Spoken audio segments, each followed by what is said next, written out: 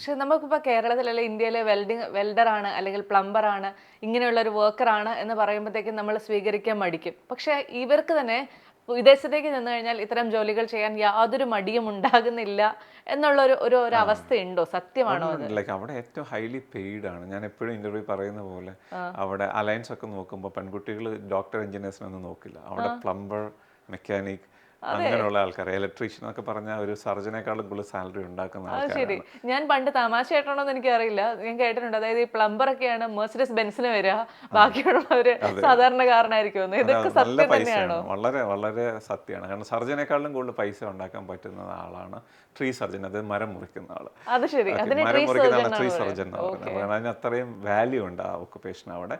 അപ്പം ഒരു മരം മുറിക്കുന്നത് നമുക്ക് ഈ ഇന്ത്യയിലെ പോലെ ചുമ്മാ ചോടിൽ വെട്ടിയിട്ട് കളയാൻ പറ്റില്ല. കാരണം ക്രെയിൻ കൊണ്ടുവരണം, അത് ഒന്നും താഴെ, അത് സേഫ്റ്റി നോക്കി, അങ്ങനെയൊക്കെയാണ് അത് വലിയ പ്രോസസ് വലിയ തന്നെയാണല്ലേ? പ്രോസസ്സാണ്. അപ്പോൾ നമ്മൾ മരം വെട്ടാൻ 2 പ്രാവശ്യം ചിന്തിക്കും, നമ്മുടെ ബഡ്ജറ്റിൽ നിൽക്കില്ല. അത് കാരണം ശരി. ക്രെയിൻ എല്ലാം വന്ന്, വണ്ടി വന്ന് ഇതെല്ലാം കൊണ്ടുവരും.